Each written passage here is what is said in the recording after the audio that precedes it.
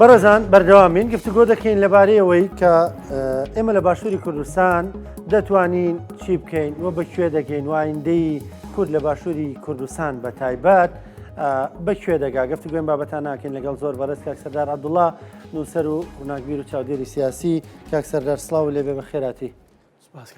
سپاس دەکەم ماوەیەک لەمەوبەر قسەمان کرد و گفتوگۆمان کرد و ئەو کات گەشتبین بووی بە ڕەوشی کورد. پێشهاتەکان هەندێکی تر هاتوونە پێش، ئێستا بابزانم ڕوانی نەچەند ئەو جارێەوە بوختان بوو، من گەشتبین نەبوو. گەشتبین بوو مانایی کە ئەو خاڵە زۆر وتت سەردەمی زێڕینی کووردە. ئێمە گەشتبینی نییە تا نانەخێر گەشتبینی نییە، ئەمە خوێندنەوەی واقع، خوێندنەوەی مێژووە واقع بیان هەر شتێک بێ هەر زۆرێکە لە گەشتبینی. من لە هەموو ژیانمە، هەموو ژیانی سیاسی نەباوەڕم بە گەشتبینی هەبوو، نەباوەڕم بە ڕەشبینی هەبوو. سەرکردە گەورەکان بە درێژایی مێژوو هەمیشە گەشتبین بوون لە سەختترین خۆناغەکانی ژیانە. من باوەڕم بە گەشتبینی نییە، باوەڕم بە ڕەشبینی نییە. لە چەند چرکەیە ئەکرێ بڵی باوەڕم بە خۆشخەیاڵی نییە. گەشتبینی بزانم باش چونکە گەشتبینی تێگەیشتنێکی نادروستمانەداتێ، ناتوانین باشی لەسەر بنا بکەین. ئێمە کوڕی سیاقی مێژوویی و ئەخلاقی و جوغرافی خۆمانی. باش ئەم سیاقە مێژووی و ئەخلاقی و جوغرافی و سیاسی و ئابووریە هەندێک دەرفەتی تایە و هەندێک گرژی و ناخۆشی و تەحەدای گەورەی تایە، گرفتی تایە. نەگەشتبینیەکە گرفتەکان لە ناوە بە، نەڕەشبینیەکەش واکات تۆ زاڵبی بەسەر ئەوانی ترا. بۆیە سیاسی دەبێت نەگەشتبین بێ نەڕەشبین بێ، دەبێت هیچ شتێک لە گەورەترین شکستە نابێت ڕەشبین بێ، بە هیچ جۆرێک نابێت ڕەشبین بێ، وەک چۆنیش نابێت لەسەر کەوتنا گەشتبین بێ. دەبێت وشیاری وردی بە مێژوو، بە ئیرادەی میلەتەکەی خۆی، بە دەرفەتەکان، بە مەترسیەکان وشیاری بەوەش هەبێت کە چۆن ئەم مەترسیانە هەڵەگەڕێت و یان کا بە دەرفەت. من ئاوا هێنمەیە، بۆیە پێشەوە بێم دکتۆر کاروان لی پرسیم وتی معنەویات چۆنە، وتم معنەویاتی من ناگۆڕێ. کەواتە بپرسم بەڵام نیگەرانم، ئەگەر نیگەران نەبم نەزانم، ئەگەر نیگەران نەبم لەو دۆخەی کە ئێستا ئەقەومێ نەزانم. جێ نیگەرانیە دۆخەکە نیگەرانی زۆر زۆری تایە. نیگەرانی بۆ من چەند جارێک لەم بەرنامەی جەناب دوتومە ئێمە بە چرکەساتی دامەزراندنی بەرەو دامەزراندنی نظامی عالەمی ڕۆین، وتیشم نظامی عالەمی داهاتوو لە سووریاوە ڕسمەکرێتەوە کە ئەمانەم وت دووسێ گۆڕانکاری گەورەی تر ڕووی داوە کە کاریگەری لەسەر ئێمە ئێستا بزانە دەبێت تەرکیزمان لە بینینا لەسەر چی بێ، لەسەر وێنە گەورەکە بێ چییە گوزەرێ. ئەو گۆڕانکاریانە ڕوویان داوە لەو مەسەلەیە هاتنی ترامپە. هەرچی قسەمان بەر لە هاتنی ترامپ کردووە دەبێت عادە نەزەری لا بکەینەوە دووبارە جارێکی تر هەڵدەین لێ تێبگەین و بزانین چەنی بەدقەتە و چەنی لەگەڵ ئەم دۆخەتە هەسەیە دێتەوە یان نایێت. بۆیە هەموو جار لەگەڵ ئەم سیاسەت کارێکی زۆر قورسە، زۆر سەختە. تۆ بە وردی نابێ هیچ شتێک بەسەر تا تێپەڕێ، دەبێ ورد بیزانیت کە تێپەڕی با جێدەی. ئێمە لە لەحزەیەکین ئێستا بۆ باشووری کوردستان ئێمە بە گرژی و ناخۆشی زۆرات تێپەڕیوین. لە سەردەمی شاخەوە شەڕی ناوخۆمان کردووە. لەو قۆناغانەی کە گرژی هەبووە لە بینی لایەنە سیاسەکانی کوردستانە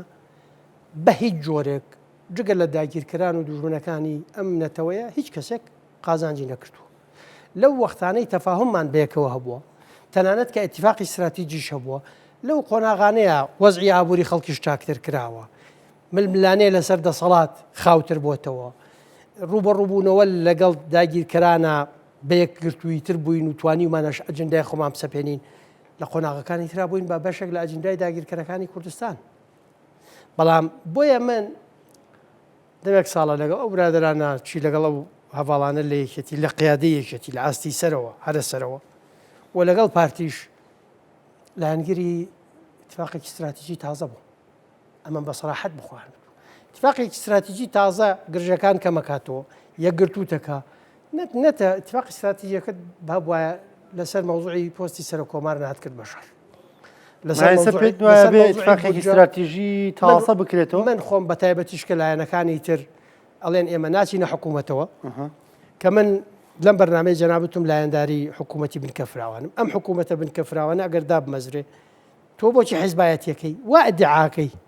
حیزبایەتی لە پێناوی خەڵکو و وڵاتاک ئێ باشە بەرژەوەندی خەڵکو و وڵاتە لەوایە کە ئێستا حکوومەتێکی بنکەفراوان هەبێ هەڵوێستێکی تەفاوزی بەهێزی هەبێ بتوانێت باش لەگەڵ بەغاو لەگەڵ دەوروبەر و لەگەڵ جیهان و ئەمریکەکانە مامەڵە بکە ئەولەوێتی ڕقەمیەکی چارەسەرکردنی دۆخی ئابووری و موچەی خەڵک بێ باش موچە فەوتاوەکانی بدەن موچەی داهاتووی لە وەختی خۆیان بدرێ ئەمە ئەولەوێتی ڕقەمیەکێتی ئەمە بەیەکەوە باشتر پێیەکرێت دوو ئەو گۆڕانکاریە گەورە زۆر گەورانەی کە ئەو گۆڕانکاریە گەورەی ڕووی داوە مشکلەکەوەیە کە نخبەی سیاسی و ڕۆشنبیر و میدیایی ئێمە هێشتا استیعابی نەکردووە چەند گەورەیە و ئەوەیشی کە لە ڕێیە لەوە زۆر دراماتیکی تر و گەورەترە کە تەسەورەکرێ بۆ ئەوەی بتانی لەگەڵ ئەمە مامەڵە بکەیت دابەش نەبی بەسەر ئەجندای داگیرکەرەکانی کوردستانە پێویست بەیەک بوونە و ئەم یەکبوونە لە چوارچەوەی حکوومەتێکە ئەبێ کە لایەنەکانی دیابن کە ئێستا خۆیان قەراریان داوەتیانە بن و هەڵوێستەکەیان جێی تەقدیرە و هی خۆیانە و ڕێز لێ گیراوە بەم دوو لایەنە کە قەرارە حکوومەت دروستکەن بۆی ئەم حکوومەتە سەرکەوتوو بێ بۆ ئەوەی دژی یەکتر کار نەکەن لە ناو حکوومەتەکە بۆی حکوومەتێک نەبێ نامستەقر بێ و خەریکی مشکلەکانی خۆی بێ و خەریکی تحەدا ئەساسیەکانی بێ چاکردنی گوزارانی خەڵک مامەڵەکردن لەگەڵ پێشهاتە باش و خراپەکان اتفاقێکی استراتیژی پێویستە من دەمێک ساڵ ئەمەم لەگەڵ جەنابی کاقوبادا لە ژووری داخرا و 3 ساڵ بەر لە ئێستا باس کرد ئەی پارتی بەمە ڕازیە من لەگەڵ جەنابی کاک مەسعودی شەباسم کرد کاک مەسعود دەڵێت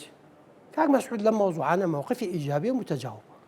کاک مەسعود قسەی یەکلاکەرەوە کە لە نێو پارتی دیموکراتی کوردستان لە منی وەرگرا ئیجابی و متەجاوب و قسەی یەکلاکەرەوە لای بەڕێز جەنابی کاک مەسعودە لە پارتیە خۆیان نەزانن من پارتی نیم تۆ دەڵێ من بینیومە من بینیومە ئۆکەی بینیومە من ئەوە باس ئەوەت بۆی گەرمە کە خۆم بینیوم باشە ئەمما تەفاسیلی ناو خێزانی کاک مەسعود و بنەماڵەیان و ناو پارتی لای خوانە من نایزانم باشە ینی تۆ لەگەڵ ئەوەی ئیتفاقێکی استراتیژی بکرێت لە نێوان من تەفاسیلی ناوێکێتیش نازانم وەکوت لەگەڵ جەنابی کاقوبا دەم مەوزوعانم باس کردووە ئەوی تریش نازانم باشە حەقیش نادەم ڕایان ئیجابیە کە ئیتفاقی استراتیژی بکرێت من پێم وایە دەبێ بیکەن ئەوێ بیکەن لە چوارچەوەی اتفاقێکی استراتیژی تازەیە ئەتوانن قۆناغێکی تری سەقامگیری بۆ کوردستان تەمین کەن ئەتوانن بەیەکەوە ئەو ئەتوان باشتر ئەتوانن هاوکاری ڕۆژاوای کوردستانیش بن وإلا من کاتی خۆشی لەم بەرنامەی جەنابەتم ئێمە ناکۆیەکەکانی خۆمان نەگوێزینەوە ئەو وەختە ئەگەر خۆمان بە ناکۆکی بمێنینەوە ناکۆیەکەکانی خۆمان نەگوێزینەوە بۆ ڕۆژاوە بە یەکگرتووی ئەتوانین باشتر کاریگەریمان هەبێ لانی کەم لەبەرەوەی جگە لە پەیەدا ئەنە کەسە هەیە کە پەیەدە نزیکی و برادرانی قەندیلە ئەنە کەسە نزیکی سەری ڕەش و برادرانی پارتیە هەندێک ئەحزابی تر هەن لە ڕۆژاوای کوردستان کە لەم دوو وینەنین نزیکی دەباشان و یەکێتین لەبەرەوە یعنی ئەگەر ئەمانە پێکەوە کۆک بن بتوانن بە پەلە حکوومەتێکی باش دابمەزرێنن حکوومەتێک لە ناو خۆیان مستەقر بێ پلانێکی باشی هەبێ بۆ ڕوبڕوبوونەوەی تەحەداکان پلانێکی باشی هەبێ بۆ مامەڵەکردن لەگەڵ جیهان ئەگینا ئەم لە حەزەیەکە من زۆر جار بتومە ئەم چرخی کووردا ئەمە موتووە ئێستش قەناعەتم وایە بەڵام هەوکاتی ژوتومە ئەم لە حەزەیە پڕە لە مەترسی گەورە تا ئاستی لە ناوچوونی ئەم دوو قەوارەی هەمانە و پڕە لە دەرفەتی گەورە تا ئاستی ئەوەی دەوڵەتی کوردستانی گەورەدا بمەزرێ ئەمە لای کێیە کامیان دێتە دی بەشە هەر ئەساسەکەی لەسەر خۆمانە بۆی لەسەر خۆمان دەرەقەتی ئەمە بین ئێمە پێویستمان نەک بە اتفاقی استراتیژی یەکێتی و پارتیە ئەسڵەن پێویستمان بە اتفاقەیەکی استراتیژیە لە بینی هێزە سەرەکیەکانی ئەم چوار پارچەیە گۆڕانکاری گەورە بەڕێوەیە باشە معاملاتی گەورە لە پشتی پەرداکرێ کەس باسی ئەو تەسریحانەی ترامپەکە لەسەر گواستنەوەی خەڵکی غەزە باسەکرێ ئێوە ڕنگدانەوەی لەسەر تۆ بێ ئەوە واردە منطقەکە بتەقێنێتەوە من تازە ئەسەد ڕای کرد بوو وابزان یەکەم ڕۆژ بوو لەم بەرنامەیە باسیینم کرد پرسیاری ئیسلامیەکان و ئیسرائیلی کردوتم ئیسرائیل قبولی ناکە ئەو ئیسلامیانەی بێ ببنە دراوسی بەڵام استثماری تیاکە باشترین دەرفەتە مصر و ئوردنیەکان لەوە تۆقیون سعودیە و خەلیجیش لێ ترسن وڵە دەوڵەتی تری عەرەبیش ئەتوانێ بەردە ئەنجا ئەمە ئەو وەختە وتم ئیسرائیل ئەتوانێت ئیستثماری تیا بکە بۆ فشار لەسەر ئوردن بۆی خەڵکی زڵفەی غەربی بگوێزنەوە بۆ ئوردن و خەڵکی فشار لە مسریش بۆی خەڵکی غەزە بگوێزنەوە بۆ ئەوێ ئەمە قوبوڵەکرێیان ناکرێ چی لێ ئەکەوێتە چ بۆم بێگە تەقێتەوە واردە ئوردن تووشی گرفتی زۆر گەورە ببێ لەم ناوچەیە باشە کاک سەردار ئەمانی کاریگەری لەسەر تۆ بێ وتت دۆخەکە بەڕادەیە کە ڕەنگە دەوڵەتی کوردستانی گەوری یا دروست بێ بەڵام ڕەنگە دەرفەت لە بەرامبەریشدا ئەگەری ئەوەیە گەراگەمان لێ نەبێ ئەم دوو قوارێژ لە کیس بچێت هەردووکی وە ممکنە قوارەکە بەچی لە کیسە چێ بۆ منە باشووری کوردستان پشتیوانێکی گەورەی نێودەوڵەتیمانەیە لە دەستورە دانپیانراوین حکوومەتمانەیە پەرلەمانمانە چەند دەستور پێشێل کراوە چەند دەستور پێشێل کراوە ئەم دەستورەی کامانە چەندە پێشێل کراوە کورد کو التزام بەو دەستورەوە کراوە لەو مەسئلانەی کە پەیوەندی بە کوردەوەیە ئەو تەوازونەی قەرارە لە مؤسساتی دەوڵەت و لە سوپای عێراق و لە دەستگا ئەمنیەکانە هەبێ کورد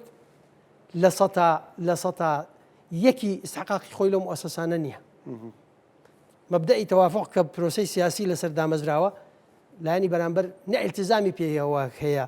نە ئەو مؤسسانەی قەرار بوو تەوافق زامنکەن بۆ نمونە ئێمە لە دەورەی یەکەمی پەرلەمانی عێراق مەبدەئی تەوافق لە هەیئەی سەرۆکایەتی کۆمارە زامن کرا جنابی سەرۆک کۆمار ڕەحمەت بێ جنابی مام جەلال و هەردوو جێگرەکەی ڤیتۆیان هەبوو ئەمە تەوافق ئەسەپێنێ بەڵام کە ئەمە هەڵەوەشێتەوە لە خولی دووەم هەر بەپێی دەستور چووکە ئەمە لە بابی ئەحکامی انتقالیە تۆ دەبووم بە ئەنجومەنی فیدرالی دابمەزرێ مەجلیسی ئیتیحاد دابمەزرێ مەجلیسی ئیتیحاد تا ئێستاشی لەگەڵ بێدانە مەزراوە وەختی ئەمە دانەمەزرێ مەبدەئی تەوافق قسەی زلە وایشی لێ هاتووە سەپێت تەوافقیان ناونەوە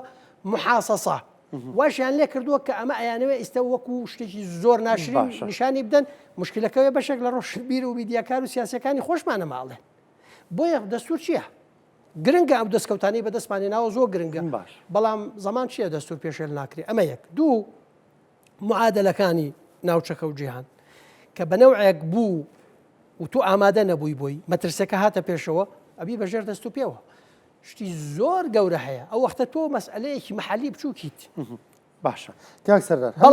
بەڵام ئەو مەترسیانە ئەگەر کۆکبی پلانت هەبێ ئەو وەختە تۆ هێزێکی بچووکنی تۆ ڕقەمێکی گەورەی کاریگەری لە معادلاتە هەیە قاعدەیەک هەیە من دام نەهێناوە ینی علمی زۆریشی نایە ئەوە زاناکانی بوارە جیاجیەکانی دراسی ئینسان نەمەیان داناوە تۆ ئەگەر ئەجنداد نەبوو پلانت نەبوو بێسێود ئەبیتە بەشێک لە پلانی ئەوانی تر ئەبیتە خزمەتکاری خاوەن پلان و خاوەن ئەجنداکان نقطە سەری دێر ئەگەر ئەمە نەکەی نەخێر دەرفەتی نەک دەرفەت نییە دەرفەتەکە لە دەستە دەی باشە مەترسێکی زۆر گەورە لەسرە بەڵام ئەگەر ئەمە بکەی بتوانانی باقلانیت مامەڵە لەگەڵ ئەو دۆخە تازەیە بکەی بە تەبیعەتی حاڵ ئەتوانی ئەقلانیت ئەوە نییە مەترسەکانی هەڵگەڕیتۆیانکەی بدە ئەقلانیت ئەوە نییە خەمخۆریەکە ئەوە نییە بۆ نمونە تا کاک مەسعود و مەزلوم عەبدی دادەنیشن کاک بافڵ و مەسر و بارزانی پێکەوە دادەنیشن قساکەن گفتوگۆکەن یعنی وەکو جەمسەرە ناکۆکەکان دەبینران بەڵام تا ئێستا پێکەوە دادەنیشن و هەردوو دانیشتنەکە دوو دانیشتنی زۆر باشن دەبێ تەشجیعیانکەین من ڕۆژەوتم حەقە 50 ملیۆن کورد ئێستا بە یەک دەنگ بڵێ دەستان خۆش بێ هەڵبەت مەزلوم عەبدی و کاک بافڵەر ینی دانیشتیان زۆرە پێکەوە پەیوەندیەکان هەر بەڵێ پەیوەندیەکان پەیوەندیەکی بەهێز و تۆکمەیان هەبووە ئەو بۆیە دیداری ئەو دوانە نابێ بە خەبەر بڵێ چونکە ناکۆکنین بەڵام دیداری جەنەرال مەزلوم و جەنابی کاک مەسعود دیدارێکی گرنگە زۆر گرنگە نابێ لەوێ بوەستێ دەبێ بکەینە سەرەتایەک بۆ قۆناغێکی تازای پەیوەندەکانی کورد لە هەر چوار پارچەکەی دیداری کاک بافڵ و کاک مەسروژی دیسانەوە دیدارێکی زۆر گرنگە هیوادارم ببێتە مایە ئەوەی کە تا ئاستی ئیتفاقی استراتیژی بڕۆن چونکە لە نەتیجە ئێمە بزانە کاک ڕانک و خەڵک هەندێک شتێ تێی ناکە هەر بە جدیمە و حەجزمە بە میدیا و ڕۆشنبیرەکان لە خەڵکتان تێکداوە ئێمە وەختی ئەڵێن پەیوەندی بکەن پەیوەندەکانیان باش بێ لەبەر بەرژەوەندی خەڵک و داهاتووی میلەتەکە و وڵاتەکەیە کەس نەیوتوە کە کاک بافڵ لەگەڵ کاک مەسرور دانیشوێ کەس نەیوتوە کاک بافڵ بڕۆ بە پارتی کەس ناڵێ جەنەرال مەزلوم بڕۆ بە پارتی کە لەگەڵ جەنابی کاک مەسعود دانیشتووی مەوزوعەکە ئەمە نییە مەوزوعەکەوێ تۆ لەگەڵ داگیرکەرەکانی کوردستانە پەیوەندیت هەیەدا ئەنیشی و ئەمە تەندروستە دەبێ وا بکەی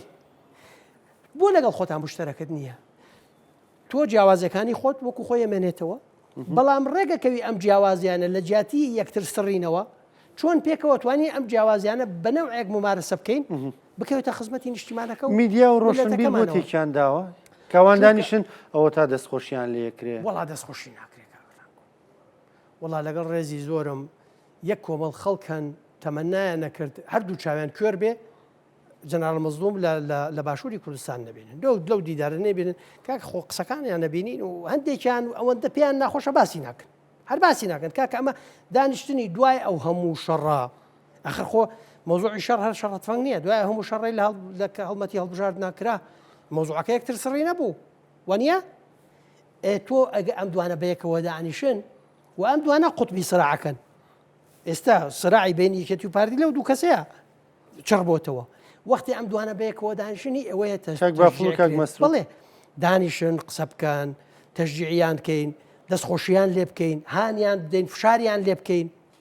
هانیان بدەین کە یەکێکیان قسەی خراپی کرد فشاری لێ بکەین قسەی خراپ نەکا ئێمە پێویستمان بۆیە وەختێک ئەتەوێت تەفاهم بکەی لە قۆناغی تەفاهمە گرژەکانت خاوەکەیتەوە هێرش بۆ سەر یەکتر خاوەکەیتەوە ڕایەگری کاکە کەس نەیوتوە ئەنە پەیەدا بچن ببنە پارتی بەڵام ئەگەر تۆ پەرۆشی کوردی ئەگەر پەرۆشی کوردی واز لە کورد بێنە واز لە یەکێتی بێنە واز لە پارتی بێنە واز لە ڕانکۆ سەردار بێنە 10 ساڵ زیاترە ئەمریکا و ئینگلیز و ئەڵمانەکان و فەڕەنسیەکان ئەڵێن پەیەدە و ئەنە کەسە ڕێککەون بەرژەوەندیتان لەمایە ڕێکەون خوا غەزەبی لێگرتوین ڕێک ناکەین و ئێمەش لە دژی یەکتر هاانیان نەدەین ئێستا کە لە جیاتی ئەوەی ئەو دانیشتنەی سەری ڕەش